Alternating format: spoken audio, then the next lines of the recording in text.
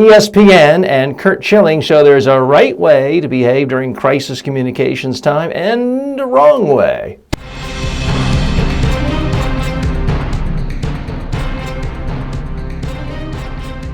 Speaking, the show about effective speaking in public, to the media, at work, and in life. Speaking with TJ Walker. I'm going to wade into some controversy here, although it's perhaps not that controversial these days. A lot of people are angry at ESPN, or some people are angry at ESPN for firing Curt Schilling. And this happened in early 2016 after Curt Schilling made a whole series of inflammatory statements, social media, otherwise. He finally did once too many, and ESPN said, that's enough, you're gone. Now, it's been about a month between the time ESPN fired Schilling and the recording of this program today, and the issue's basically gone. You don't hear about it anymore. To me, that's an excellent sign that ESPN did exactly the right thing. They didn't put their finger in the wind, they didn't debate, they didn't let it dominate all of political talk radio and sports talk radio for weeks and weeks and weeks and months. They just got rid of it. Now, let's go through the basic facts again and isolate exactly what happened here. There was a post on social media. The post showed an overweight man wearing a wig and women's clothing with parts of the t-shirt cut out to expose his breast.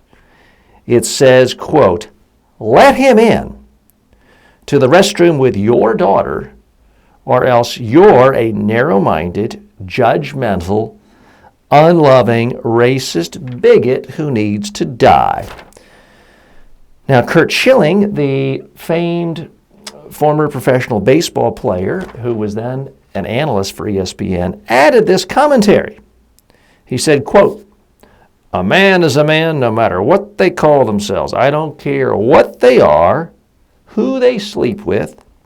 Men's rooms was designed for the penis, women's not so much. Now you need laws telling us differently? Pathetic." Now at this point, this issue may seem dated to others, but in 2016, early 2016, there's still huge controversy because the state of North Carolina, my home state, has passed a law making it illegal for any municipality there to make it acceptable for transgenders to go into the bathroom of their choice. This is seen by many as an absolute attack on the transgendered community, as an overt play to bigotry, as sort of an overt sign of just hatred. And I understand all of you might not feel that way, but according to most polls, about 70% of Americans do view that.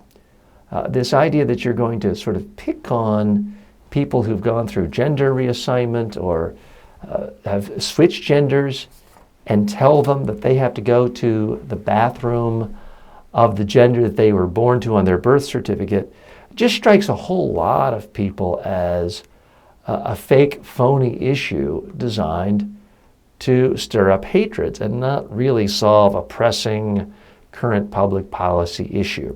Well, Curt Schilling weighed into this, and look, folks, he certainly has the right to be a conservative. He has the right to be a conservative Republican.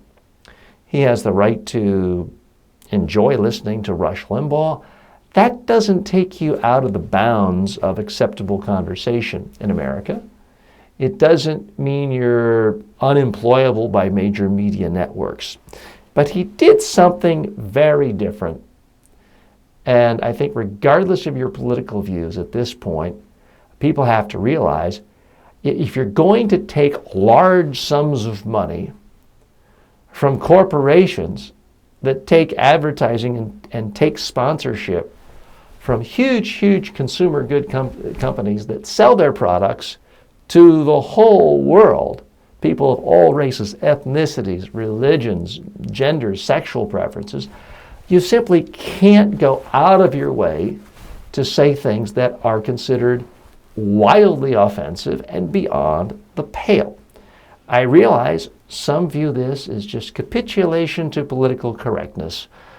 More on that in a moment. For a free, no obligation online public speaking or media training course, go to MediaTrainingWorldwide.com and start learning today.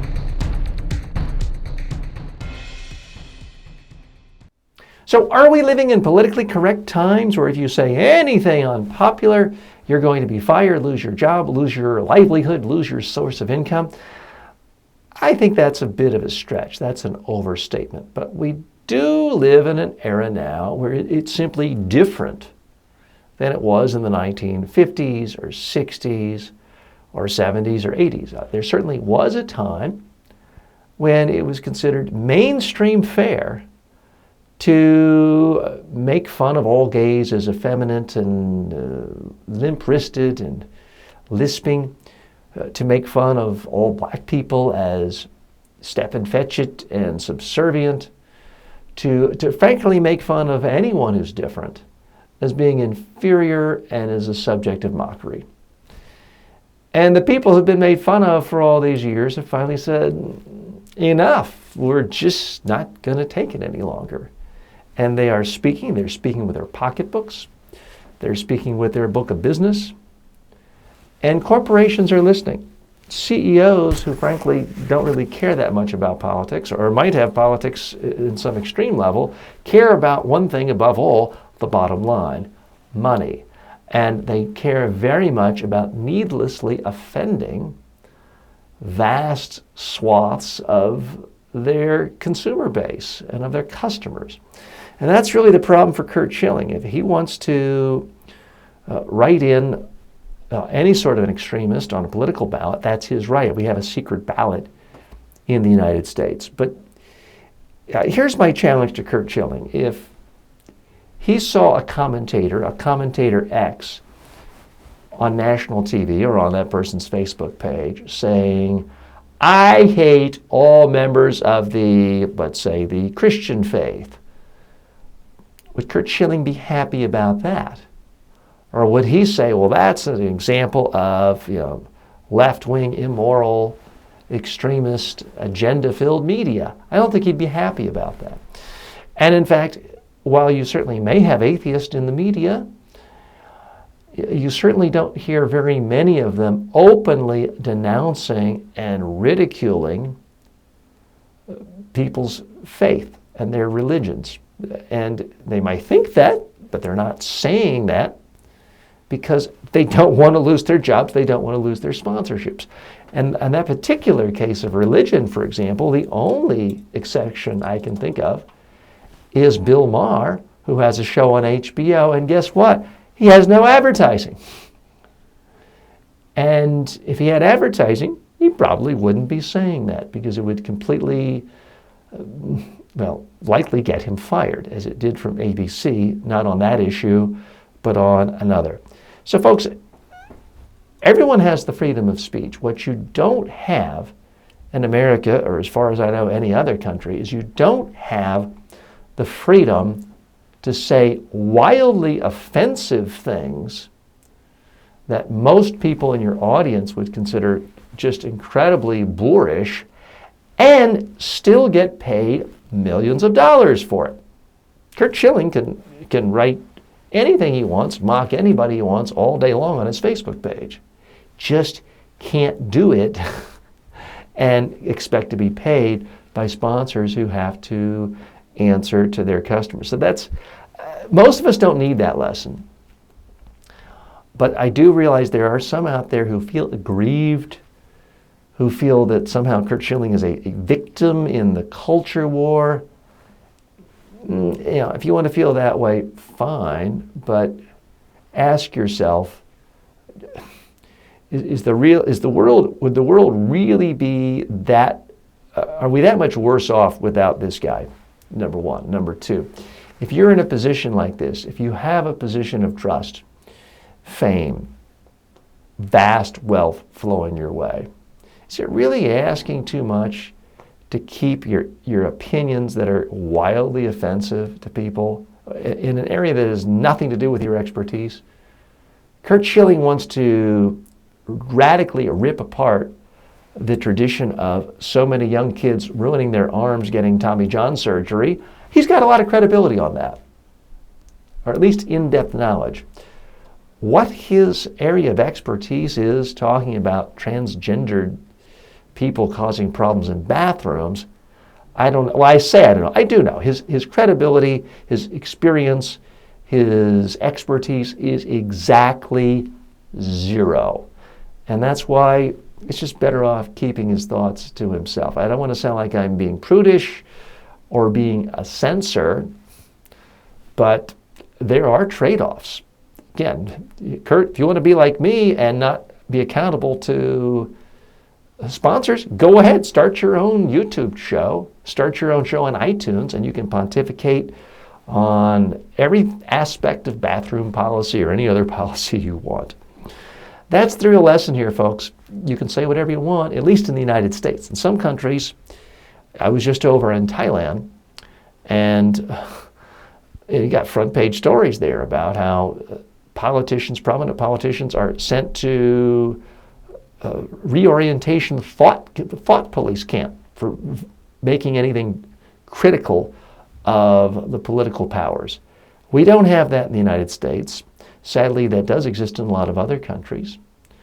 But wherever you are, you've got to look at your political environment. If you want to lobby for more openness, I'm all in favor of it. But don't confuse censorship with the idea that big companies don't have to pay you a lot of money if you continually say offensive things. I'm TJ Walker. Thanks for joining me. May all of your presentations in life be a huge success. Speaking with TJ Walker is the #1 rated daily streaming TV and radio show devoted to all aspects of speaking and communication. If you received value from this show, then please subscribe to it at MediaTrainingWorldwide.com. Please review the show, leave comments, and share it with your friends and colleagues today.